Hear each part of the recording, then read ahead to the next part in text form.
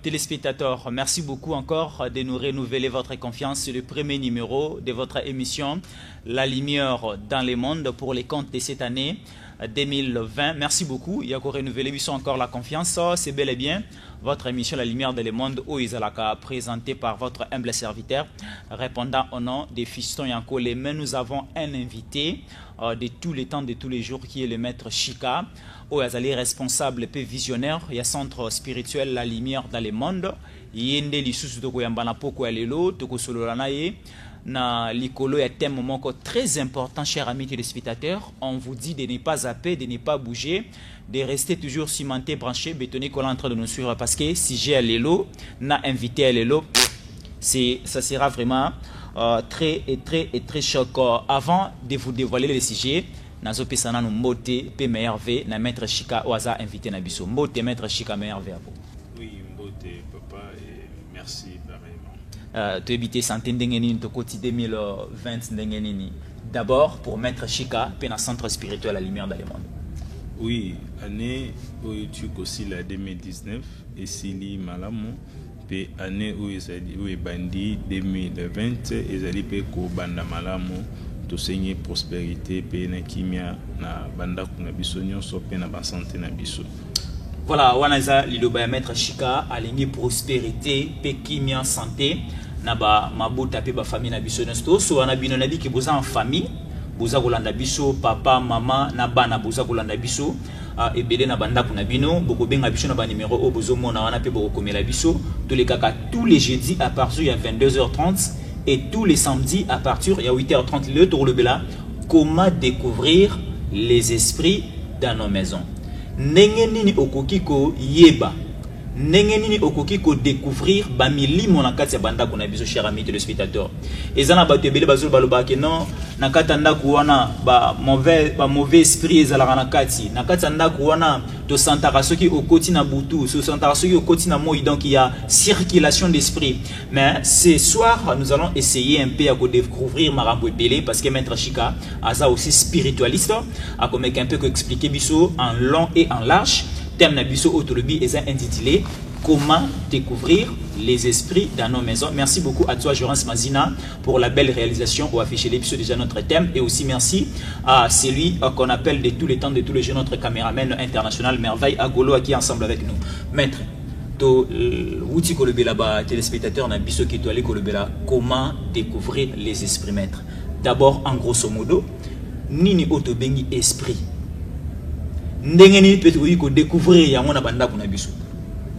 Oui, merci beaucoup pour la question. L'homme n'a qu'à azali ko posséder déjà esprit.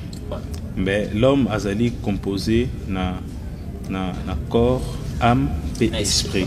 Nesali composition il y a l'être humain. Alors en dehors il y a l'homme ezali na ba être mususu o azali na corps physique te o mutu azali na yango. Et bah être on ane ba bengi bango les esprits.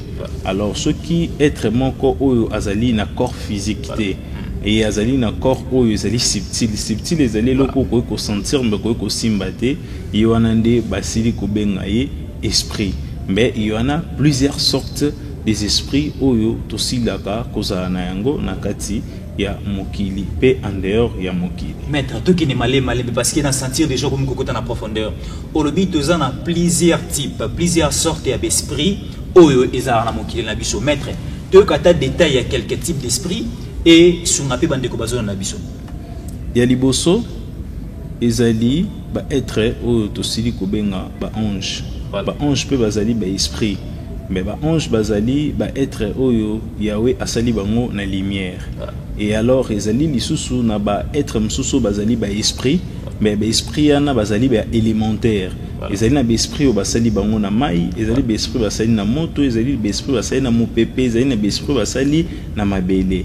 Et en dehors de cela, ezali lisusu na ba être oyo azali ki physique, asili ko sala ascension na ye ou asili ko kende ko fanda na monde moko ou asili ko benga yango monde ya ba parfum et l'être wana asili ko zala être humain mais asili ko koma lisusu esprit. Voilà. Alors ba type ya ba être ya bongo pe bazali tel que to komona ba maître lokola ba Salomon akufa mbe azali quelque part o ya wa asila ko tia bango ba fanda et na monde bazali ko fanda na bazali ko benga bango juste les esprits aussi. Pourquoi bazali ko benga bango ba esprit? C'est parce que batiki ba corps aussi ko za la physique ba komi ba maître o bazali ascensionné. C'est pour cela na lobai que il y a beaucoup de types des esprits na monde des esprits. OK, maître na landio malamu mais na lingi peto yeba elongona bande ko bazola na biso. Est-ce que les diables diable se transformera en esprit ou bien diable tant à la manifestation en chair et en os le biso batu bien à se manifester en esprit? Diable azali être moko très supérieur. Diable otozali kolobela to salamba moko égal na Satan. Voilà. C'est parce que quand on parle de diable batebele ba pesa mamo idée na Satan. Alors Satan azalaki ange ou azalaki loyau et puis Satan na vrai sens y appellation ne ba benga kae Lucifer. Lucifer est koloba porteur de la lumière ou l'ange de la lumière. Alors Satan a la capacité à causer toutes les formes nyonso o ya kolinga. C'est pour cela au roman appelle na kati Ancien Testament balobaki très bien que Satan a cédé d'Isarapé étant que l'ange de la lumière. Alors Satan a une capacité à causer corps physique, a une capacité à causer corps astral, a une capacité à causer corps atmique. Donc on a une capacité à causer corps presque belé. Ils ont une forme mon côté exact où tokoki ko définir Satan ko causer na yango ou voir même esprit ou azali supérieur. Maître, si de comprendre esprit et zanini, expliquer biso ba David, expliquer biso ba Salomon et jusqu'aujourd'hui baza transformé en esprit, expliquer biso que les diables a ko s'est transformé en esprit pour se manifester. Mais maître sikoto kota na muzindo ya thème na biso. Ndenge ni sikoyo na moment où biso zo vivre sikoto ko constater na banda ko na biso. Papa moko boye, maman mo azala na Masina, azala na Ngalima, azala na Kintambo, azala na commune Kinshasa. Ndenge ni to ko découvrir ba manifestation ya esprit na kati ya banda kuna biso. So na koti na ndako on a constaté que non, il y a des esprits ici. Comment est-ce qu'on peut arriver ya ko comprendre ou soit encore à ko sentir ba manifestation ya esprit na kati ya banda kuna biso? Merci mingi pour la question. Ya liboso esengeli na biso to ba très bien. Ba être auto bengi ba esprit, que ça soit bazala ba esprit ou bazali positif ou que ça soit bazala ba esprit ou bazali négatif, voilà. Bazalera toujours na intention ya koya kopesa biso ba message. Voilà. Alors ton ba ya kopesa biso ba message, mutu oyo azalaka na savoir, pas azalaka na capacité ya kosala nini ya koyeba. Voilà. Alors mutu azalaka na savoir te, azalaka na incapacité ya kosila koyeba. Tel que to aussi la koloba, ndenge nini mutu ko détecter esprit. Na kati ya esprit yana ezali na être moro auto sili kolobela et sili pe kozala fantôme. Fantôme ezali nini? Fantôme ezali être moko oyo akufi mais akei au-delà te. Ou corps ya être humain moko ba démon mo ba komi ko utiliser yango. Yango nande to sili ko benga yango fantôme. O azobimela ba azobimela ba. Oui. C'est parce qu'il y a aussi des démons au balataka apparence ya mutu mobo o akufaki mutu na sazaki na yoposho machia na katina ete et les esprits négatifs bakoko banda kolata elongine bakomi ko bimela batu. D'où et koko za la payer moko mbe nanu takei na instancement supérieur et sikoyo akomi ko bimela batu. Alors batu ba être bongo ba benga bango ba fantôme. Alors fantôme soki azali koya kobimela na ndako azana ba forme oyo kosila ko se manifester. Ezali pe lisusu na forme oyo esprit oyo tosili kobenga ange azali kobimela yo arozala pe na forme oyo akose manifester. Ezali pe lisusu na ba esprit mosusu oyo tosili kobenga les maîtres ascensionnés tel que Bakimbango azali maître ascensionné, tel que Eli azali maître ascensionné et tel que David azali maître ascensionné, Abraham azali père de toutes les nations azali pe maître ascensionné. Alors esprit pe ya bongo bazali pe na ba elembo na ba formule ou sa bimelio aussi la koya ko détecter. Alors sikoyo to ko lakisa manière nini ya ko détecter forme ya koyeba ke o azali fantôme o azali esprit ya maître ascensionné ou azali ange. Maître, ça va. Na zozo yoka na maloba na opona ko relation na ba question. Deuxième basiko sur la manifestation des esprits. Aussi que le biso awa les esprits fantômes, les esprits ascensionnés et les esprits tout court, tout simple.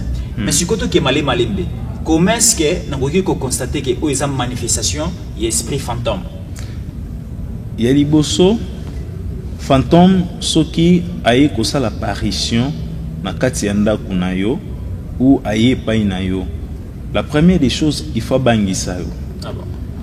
Pour se sentir na kati na yo ko banga moko ya makasi.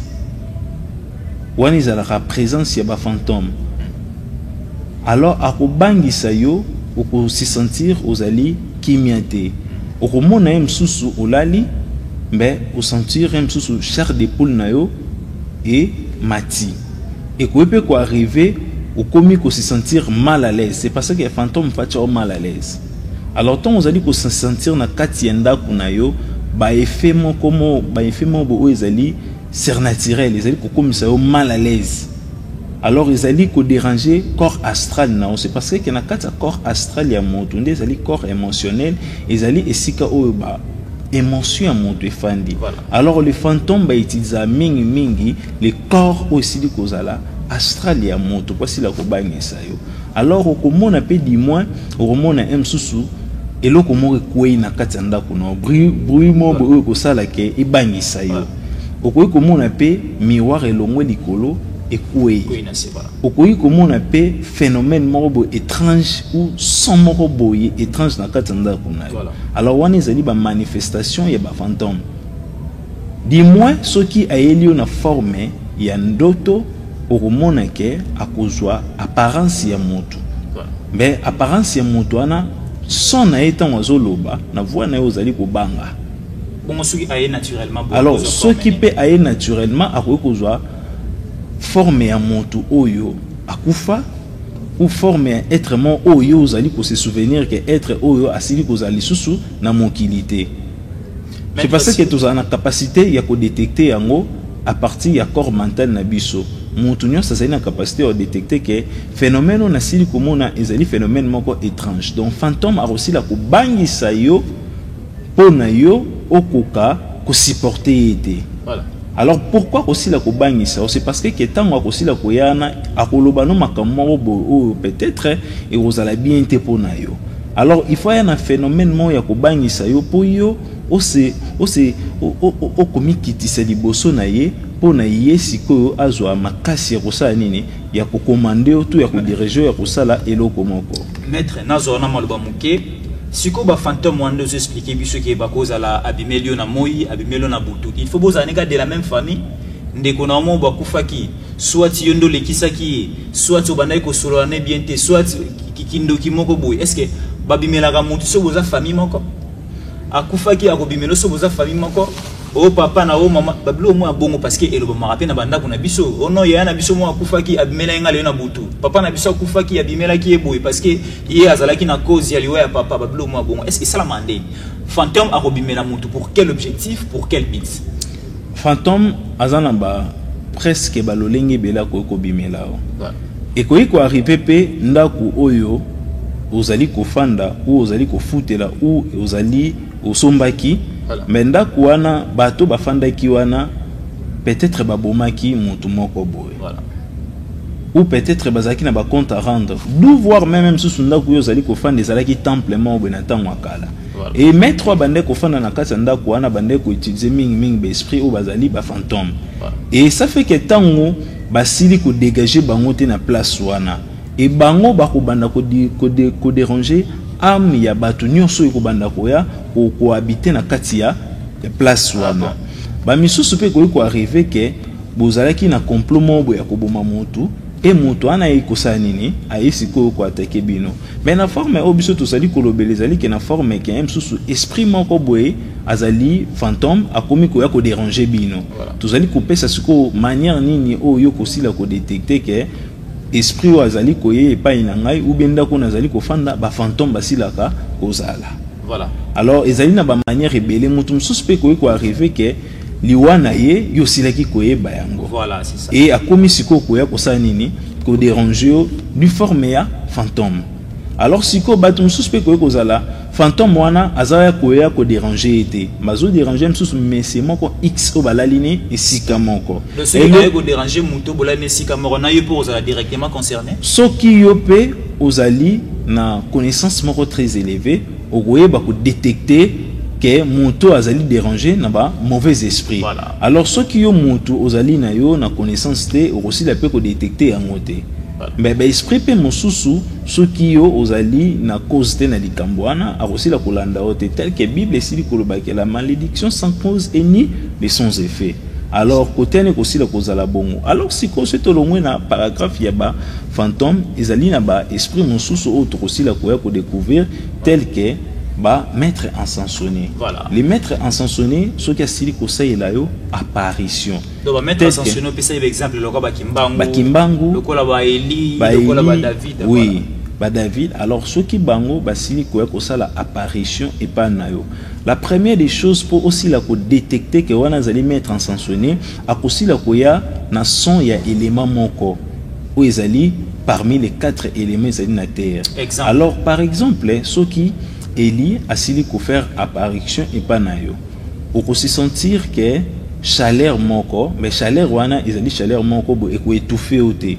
On peut se sentir que chaleur o ezali ko yo kawana ezali ko sala au plaisir moko boé. Voilà. C'est ça pour c'est ça pour nous détecter maître encensonné. Voilà, alors eko peut ko arriver que oyo ki lokola mbula moko beti na katanda kuna yo. Okoye pe ko détecter monique matanga mombo ya mbula lokole kweli na nzoto. Alors ba misusu ko ko sentir qu'on dirait poussière moko boye ezali ko kweli na katanda ko.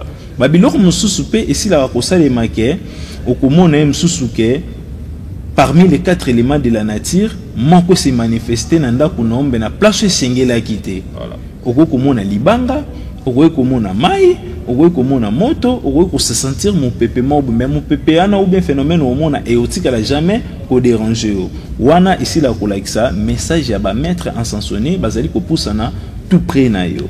Alors c'est olongwe na ba maître encensonné to rokende sikoyo na ba ange. Alors ange ce qui a sali apparition na ye ou bien pour nous remarquer que ange azali koya awana katia ndaku na bino ou bien na place yo sili komona. La première des choses urubanda ko se sentir na temps morobo silence ya makasi. Tant on se sentir silence et au wando yo kalokola motema na yo basopeli yango mai ya malili. Donc on se sentir que motema no yo fanda kimia et cerveau na yo kozala kimia. Et urubanda ko se sentir que okozwa ba moko boye na kati ya ndako bien na kati espace wana okofanda msusu pendant 30 secondes ou 2 secondes ou 10 secondes que oyoki nos son moko boye quel que soit ezana oyoka ba tranquillité moko boye. Oui, les batumsu ba donc on se sentir tranquillité moko boye et on se sentir lokola ozali ko planier wana ezali ba manifestation ya ba ange. Mais ce qui ange à apparaître sikoyo pour na koyeba ke wana zali vrai ange apesaka mbote. Voilà. A opesa yo mbote et deuxièmement a se présenter ke ngai nazali ange songolo pakala na oti na planète boy na ina message XY. Wana ezali caractère ya ba ange so aselio apparition. Les anges autres zali koloba ezali te ke ange moko bazwa ke bazali mandefu moko pembe azali mondele azali nzambala pembe to azali na mama papu rien wana ezali juste imagination ya biso ba être ndeka to sila ko dessiner. Alors ange akoki kozwa forme nyonso akoki kozwa forme ligorodo akoki kozwa forme ndeke akoki kozwa forme nyonso oya olinga. C'est parce que bango baza ba être illuminé bazwaka bazaka na forme te bayaka kozwa forme tant bakomaka na deuxième verticale ya mokili. Par rapport il y a plaisir naie à quoi que forme nyonso o ya kosila kolinga et le même forme o ya kosila kolinga tant akobimela yo aussi la kobanga pété. Donc on se sentir que ozali est tranquille. Donc maître ceux qui n'entendent bien apparition à ange et pas à mutu isa élément des sentiments. Donc mutu fois c'est la ange à apparaître et pas naie et côté que les messages à malam.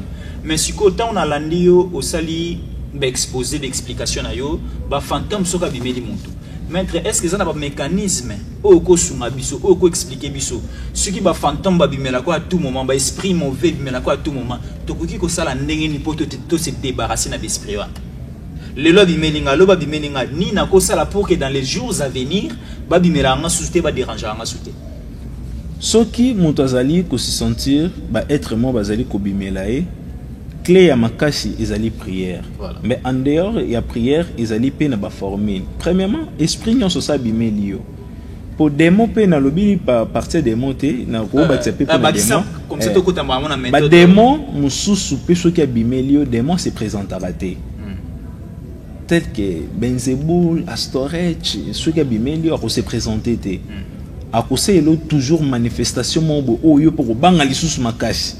Ako longola voir bato landa kuna ko ko isa même brique ko sala effet moko boya makasi ba démon pe ba se présenter te. Alors pour na koyeba ndenge nini ko benga na be esprit yana soki ozali komona ba fantôme abimelio ou esprit moko abimelio que ça soit ange soka abimelio ou fantôme ou maître ascensionné, la première des choses il faut sengana no maîtrise na kati na yo. Maîtrise nem tout et ko aider yo. Alors ce que vous allez na maîtrise, moto azali na maîtrise te esengeli na ye alobaraka Yahweh 3 fois na kati motema na ye. So réciter en kaka le nom na 3 fois saint. Ou on a ce fantôme abimelio. Que ça soit ange abimelio, que ça soit être spirituel, nyon soit sali apparition pa na yo. Pour si la ko respecter esengeli na olobaka kombo msusu ya Yahweh 3 fois na kati ya âme na yo. Ndemba moko moto ko faire activer foi na yo. Étant on peut faire activer foi na yo et sengel na yo oyo kamakambo oyo démon zoloba na yo ou fantôme ou maître ascensionné ou ange.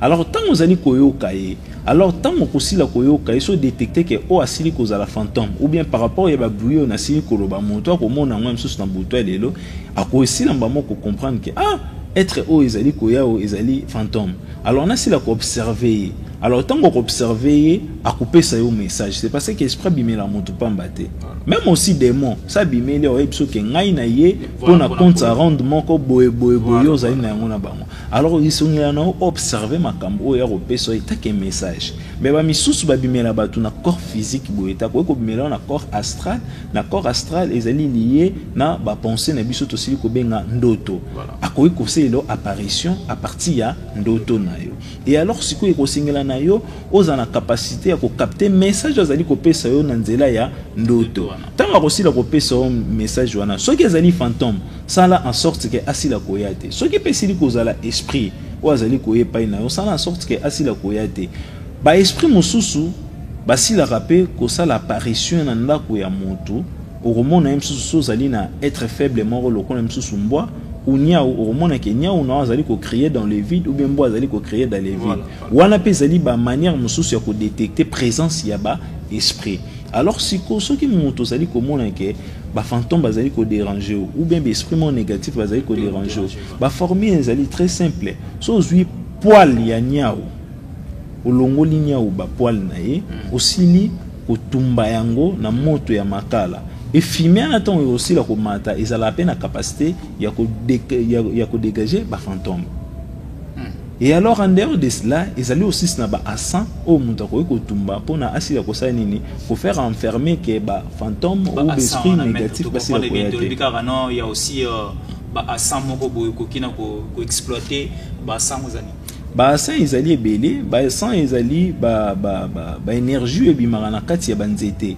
Alors na Équateur ou bien na ba monga fula izane banzete mso ezaka géant c'est ça couplané et bimisaka liquide mo na katikati et liquide na sozu au fermatango et komaka à 100 siko posi la kobimisa mo pepe na yango bien si la kobimisa milinga o singela no ko sala ngo harmonie na moto ne loko mo ezali chaleur alors tongo tchon na kati aussi la kobimisa milinga et milinga isala ka symbole ya makambo ebele. C'est pour cela au monde même matin ma patana biso to bengango la voie lactée ezali toujours na forme ya milinga. Alors milinga ezalaka na ba mystère presque moi et belembe et singara siko mutu foya présence bena maître chika pona za na capacité ya kosila ko expliquer pe ko détecter babilo ko na presque belembe c'est très facile pour na mutu asila ko calmer même les esprits mabéana à partir kaka ya poil ya nyamo aza pembeni na yo ou à partir ya asan ko calmer ba biloko na nyonso mais tout temps en observant pe ya koyoka makambo oyo ba esprit basili koyela.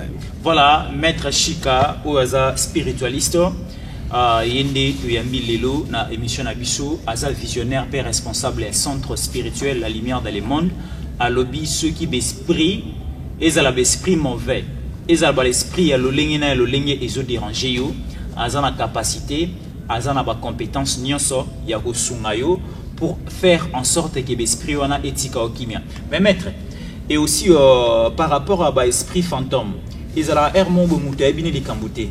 Mais ba zue elongia fiston yankole ba ke ko bimela mutu mo roboy. Au moins na tongo ba yo la fiston yankole makelele non ayiki ko déranger biso na butu to mona ke longi na yo. Et ça la marande ni bongo. Ngai fiston yankole na ebi li kambote mais be esprit mo ya mabe ezue elongi na ngai et ko bimela maître Chika. Ndeni dogo sala pour que makambo wane ko melangati. Ya liboso ezali ke etanini o muntu akufeli na yango. C'est parce que muntu oyo asili kokufa na eta ya Yohoshua Mashia et muntu wana face na ye ba fantôme ou ba esprit ba kokozwa yango te po ba kende koloka na yango. Voilà. Ba mususu pe ezalaka kufi na epete azo vivre sur terre. Voilà. Mais tellement azali ignorant moko boye majuscule ayebi jamais ko protéger corps physique na ye et azali kola la bongo sikoyo ba demo basala kanini demo avant voler asilaka kolukana no ba corps oyo ye akosila kokende kosala na yango véhiculation na ye pendant la nuit or osila ko voler na yango alors ba activaka lampe détecteur na bango na butu. Alors yango mona ka bandoki musuba lobaka to pumbwa na kombo to pumbwa na babilo presque belé akozwa nanu avant sila ko pumbwa akozana nanu na lampe détecteur na akobeta a torcher atala banani bazali ba ignorant. Alors akotala ke mais ce fiston azane ignorant lelo alali na kaka bongo bongo ou bien zalane na protection te et azu sikoyo face na yo akena ngo sikoyo kosala na yango makambo na ye. Et tant qu'il y a aussi là, à nini, kozoni sa yango awa.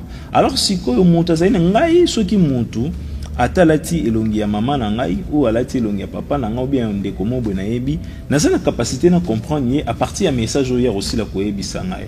Donc fantôme ou bien ndoki, message oka aussi la ko pesa yo, o comprendre que te elongi ya monto balati na ngoza simple, innocent. Ah bon. Azani muntu mo bazande être faible.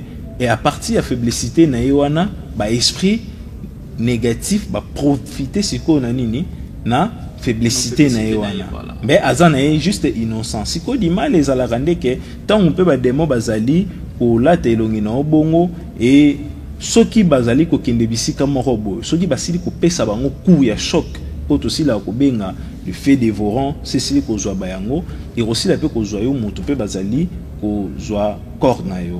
C'est parce que vous pouvez aussi faire participer na effet au aussi la couper ça.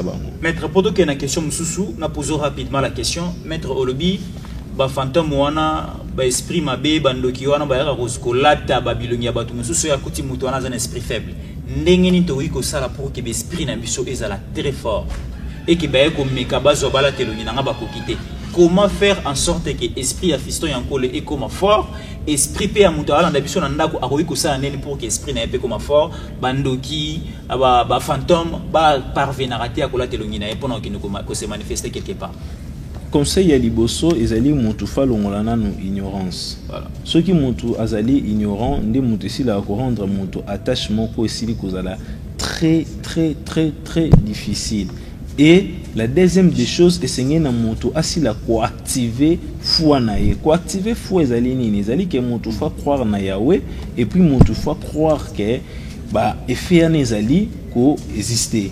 Et la troisième des choses, c'est que il faut assembler là. Si ko ma bezala kaka ndeke côté siko ya ko sambela ba te belende ba yeba siko ko sambela te ba sambela ka patati patata yango no mona ka makamuna bango vraiment ici la ka kokoma comme il faut te.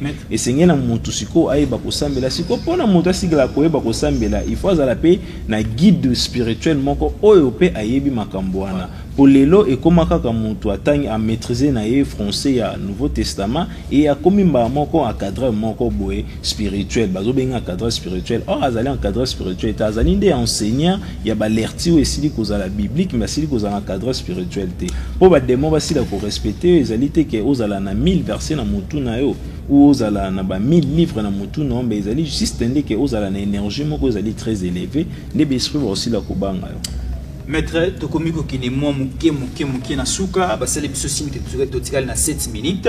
Maître, siko to limito yiba est-ce que awa na se ya mokili ezana ba esprit mususu et la tanzoto ba comment faut vivre le ko la biso nyonso boy parce que il y a d'autres personnes oyo otu ko tangela biso awa prenons les simo kimbangu prenons d'autres personnes otu ko tangela biso o basala ba ascension na bango est-ce que awa siko présentement na sa mokili il y a d'autres personnes au ba vivre na biso au bazaba esprit fait cher ba esprit to ki ne kara na ba esprit fait cher te to ki na paix na ba sens mususu ezali positif voilà ezali na ba être ni na loba ki l'autre fois na émission ezali na ba être mususu o tozali ko vivre na ba na kati mokili tel que ngai et tel que na bande ko mususu ndinga azali wana azali ange mais yemo azali ko yeba te ki azali ange c'est ça ezali pe na ba mususu azali fils de mal azali donc démon ami yebi pete ke azali démon et ba misusu pe bazalara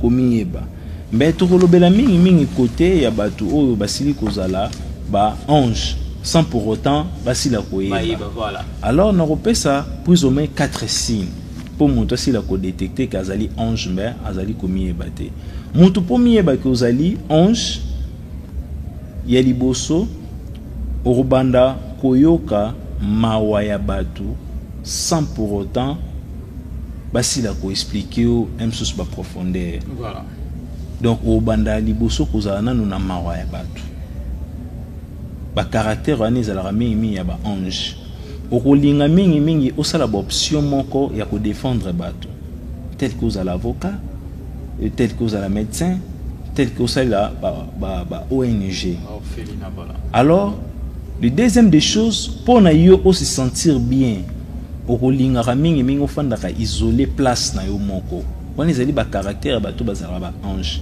pour na ye à se sentir bien il faut afanda ye moko place moko isolé et ainsi la ko réfléchir moto si la ko déranger été batwana mingi ezalaka ba caractère ya ba personne o basili kozala ba ange mais sans pour autant basila ko miyeba et batwana bayokaka souci makasi so moto sali disparition na kati ya mokili tel que liwa et à chaque événement liwa basila ko supporter ya ngote basila ko kota na kati ya profondeur ya mowei au mono komi ko penser mowei ninga zalaki na kati ya mokili ne sika kei wana ezali ba caractère moko oyo soki moto zali komona ke ba blora bongo se répéter na kati na yo c'est que aussi kozala un mort spirituel et dédé orubanda komona ke makambo ka ezalaka trop spirituel nde mutu yo osepela nango wana ezali ba caractère ya ba personne oyo basili kozala ba ange sans pour autant basila koyeba et batu wana lisusu orubanda ko se sentir koyoka ba son ya ba chanson moko boye oyo ozoyeba tena na sile ko composer ya ngombe ozoyoka ba sonorisation moko boye ezali kosala yo très bien. Et tous ces élites qui ont la capacité angélique, tant que ko yimbela Yahweh ou tant que Yahweh bande ko se manifester par rapport ya asre sika yo uti.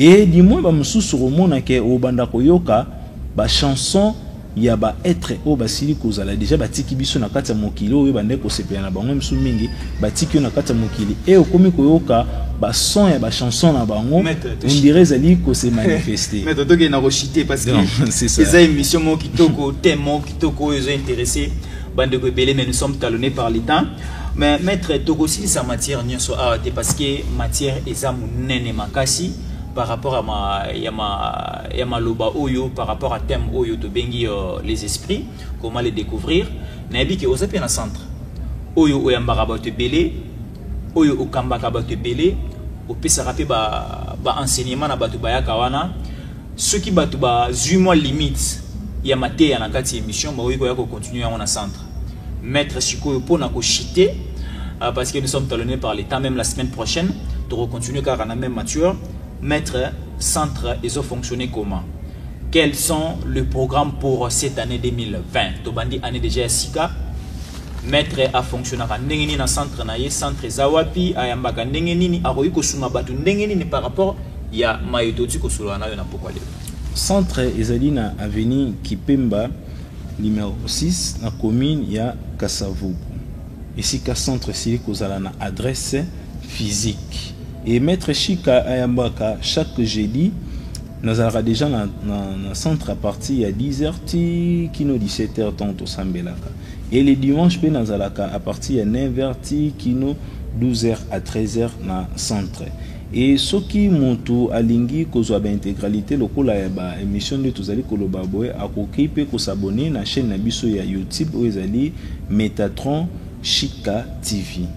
Alors Metatron Chika TV monte aussi la pe kozwa émission o na suite na yango na suka et centre spirituel la lumière dans le monde ba programme ici kozala presque belé tozali ko préparer ba conférence ko salema na année oyo et tozala kaka na ba programme na biso ya ko sambela chaque jeudi et na chaque dimanche même mutazali na droit ko sambela chaque jour ben kokuta na nde tokuta na ka chaque jeudi et na chaque dimanche et chaque fin du mois aussi la ko sala juste kaka nuit céleste na biso o ici kozala ba programme ya centre spirituel la lumière dans le monde le basuka mettre Chikapoto Kabwana et sengé na batu ba retenir très bien que na kati ya mokili ezali na esprit o bayaka koluka biso na kati ya mokili koya kopesa biso ba message et tozala nde na mayele ya kosila ko détecter tobanga bango te tozala na maîtrise ya kosila koyoka bango pe toyeba ba former nini soki moto azali esprit ya nazali fantôme ou démon moko koyeba former nini okoki ko dégager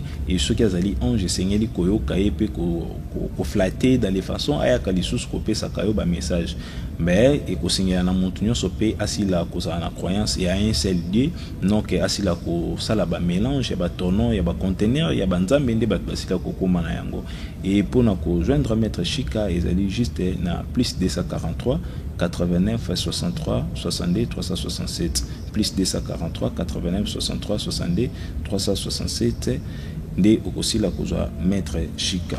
Merci beaucoup na maître Chika Oazaki invité na biso lisusu ya poko ya lelo na émission La Lumière dans le monde. Ba numéro oyo bozomona affiché au bas de vos petits écrans. Eza ba numéro ya maître Chika ozana mituna ya kutuna obengi na ba numéro wana ozana besoin oyo ba adresse ya centre spirituel La Lumière dans le monde po ya kozwa mayele ba fungola yo oye na obengi na ba numéro wana centre za awa na Kinshasa na commune ya Kasavubu na croisement avenue Kimpemba Asosa nolo ya monument ya papa Kasavubu na commune ya Kasavubu na Kimponza wana beaucoup na maître Chika pour de plus simples précisions bobengi na ba numéro wana. Merci na bande gono so balande biso na loba boy. Si vous avez besoin de vivre le paradis sur terre, tu as besoin ba fungola omisu, tu as besoin au miyeba yo mo poza na ba tebele ba miyeba bati. Ozana besoin au miyeba, au monde la lumière dans ce monde et au vivre peu paradis non sur ce monde, au vivre en sécurité, au découvrir ba capacité na yo. Luka maître Chika, là je vous rassure, Luka maître Chika, vous me donnerez raison. Merci beaucoup na bande ko tu bolandi biso, bo continuer ko benga biso butu mobimba, petit lobby bo continuer ko benga biso na ba numéro wana bo ko ba question, bo ko ba réponse na ba question na bino. Merci na Jorens Mazina pour la belle réalisation. Merci beaucoup na Merveille Agolo derrière les caméras. Moi c'était votre humble serviteur, le présentateur attitré Fiston Yankole, le Jésus de la presse.